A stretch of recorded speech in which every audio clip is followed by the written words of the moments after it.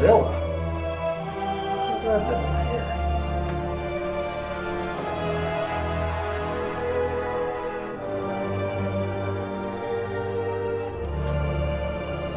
Ladies and gentlemen, boys and girls, children of all ages, freaks and geeks, trolls and derps alike, welcome all.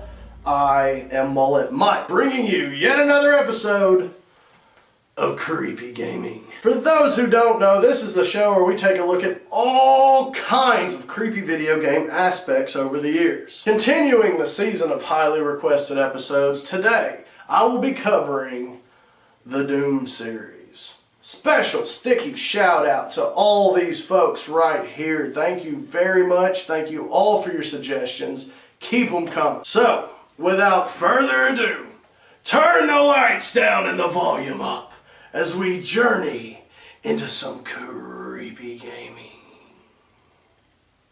Oh, it's you again. Thanks.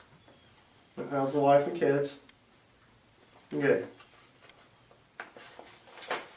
What now? Dear Mike, I'm sorry that I sent these discs to you, but I can no longer carry their burdens. LSD's not so bad, but whatever you do not open cliche.exe. I went to GameStop recently. For whatever reason, there was an old half-blind Asian man behind the counter.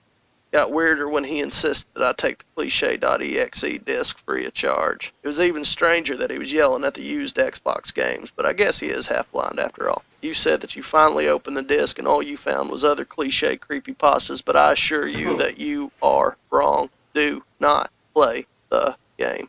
It will literally open up a portal to your worst hell. That's funny. It sounded like Bill Clinton.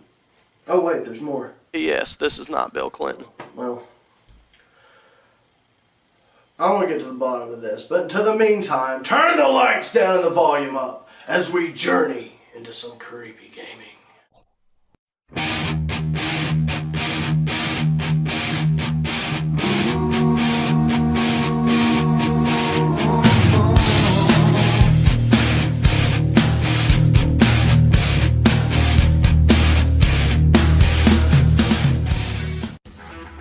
What can I say about Doom that hasn't already been said? It's awesome. It's one of the most blood-gushing, intestine-spilling, mind-blowing, balls-to-the-wall games I'd ever played. Allow me to put this into perspective. At the time, there was nothing like it. As a kid, I remember a friend of mine having Doom for the Super Nintendo. Back then, the only games that I was used to were titles like Mario and Mega Man. Doom made my head explode. This game featured fast-paced action, demonic creatures, and badass weapons that actually gave you a feeling of empowerment and help even the odds. I don't know about you, but I would never want to be on the end of a Space Marine's gun. Hey babe, do you know where the tweezers are at? Oh shit!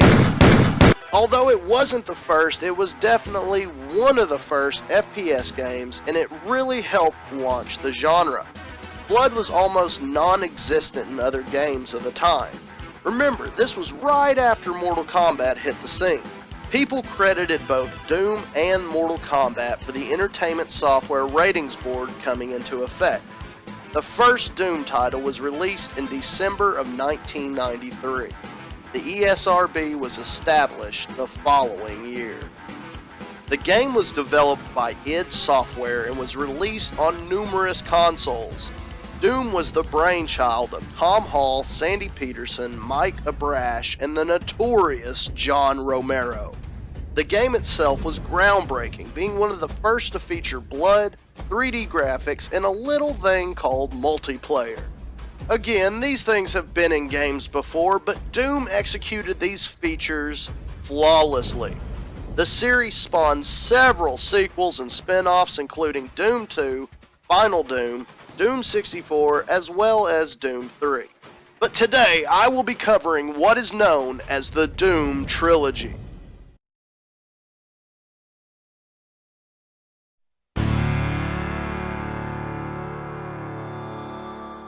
The first Doom, as well as the rest of the series, deals with obvious creepy undertones.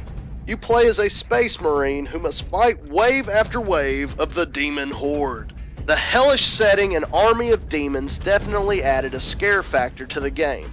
Again, especially since there wasn't really anything else like it at the time. That by itself can be pretty intimidating. But the series has other creepy aspects definitely worth mentioning. In older versions of the original Doom, a swastika could be found in the level E1M4 command control. More than likely just a reference to Wolfenstein 3D, this swastika was eventually removed for obvious reasons.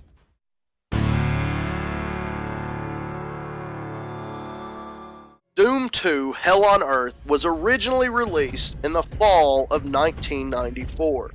The games take place immediately following the events of the first. The sequel wasn't too drastically different from its predecessor. Doom 2 featured the same gameplay and graphics that made the first so popular, just gave players the continuation of the story that they'd been waiting for. More creepiness followed in the form of Easter eggs. Like always, I'm going to travel into spoiler territory, so spoiler alert. So if you don't want to know the ending of Doom 2, then stop the video right now. Go ahead, we can wait. The final boss was known as the Icon of Sin, the same name as the map it inhabits.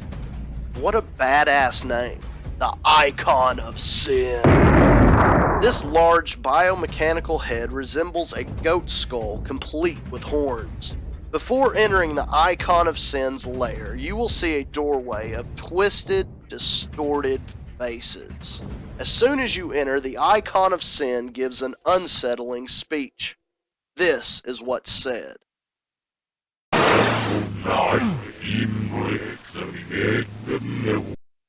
Sounds creepy, but it's very hard to understand. That's because the track is backmasked.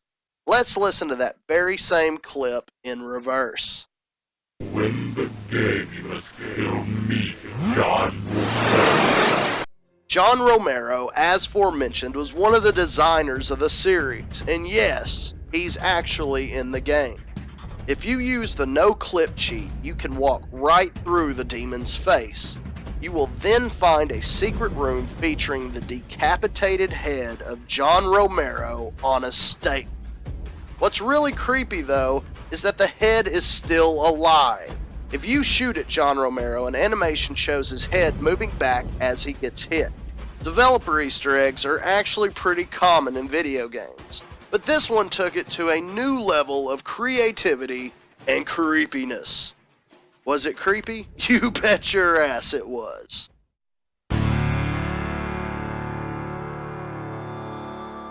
Doom 3 was originally released in August of 2004 for the PC and was later ported to various consoles.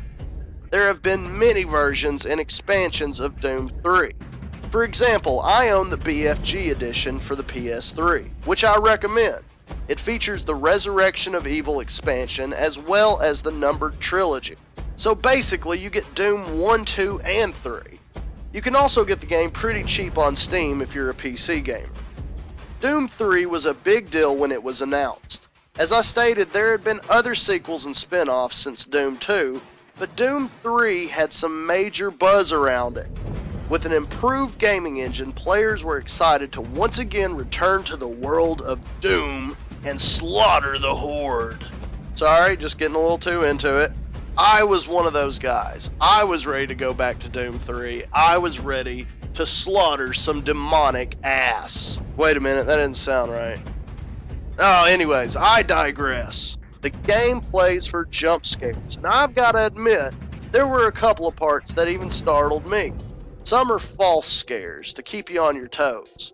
Others are genuine. Doom 3 is littered with scary Easter eggs. The Easter eggs in this game are so intense. I swear, this game just hurls Easter eggs at you while you're playing. Oh, hey, what the fuck? I said Easter eggs! The first one worth talking about is during the opening text sequence. For a split second, you will see this demonic face in the background. The face is only there for a few frames, but it can leave a lasting impression. This is just a little taste of what this game has to offer. Just like its predecessors, you again play as a space marine. You are stationed to the UAC's Mars base. When arriving to Mars City, you'll hear rumblings of unexplained phenomenon occurring. The first that the UAC staff could very well be referencing is the strange voices being heard. In the first bathroom, in the furthest stall, you will hear what sounds like faint whispering. Where are these voices coming from, and what are they saying?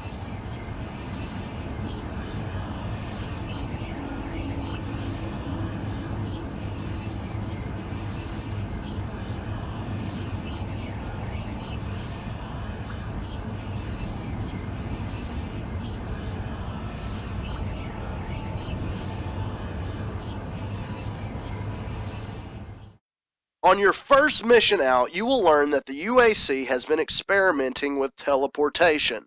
During a test, something goes terribly wrong, causing an unnatural shockwave to consume the Mars base.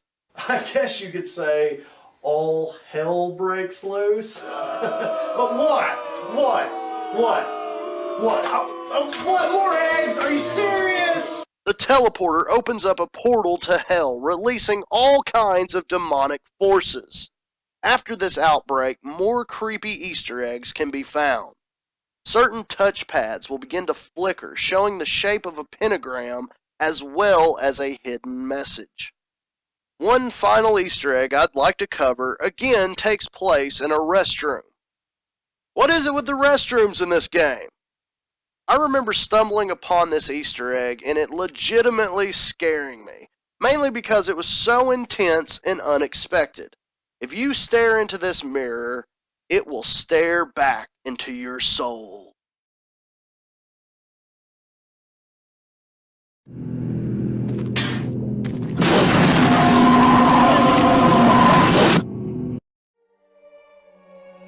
The Doom series will always hold a special place in my heart.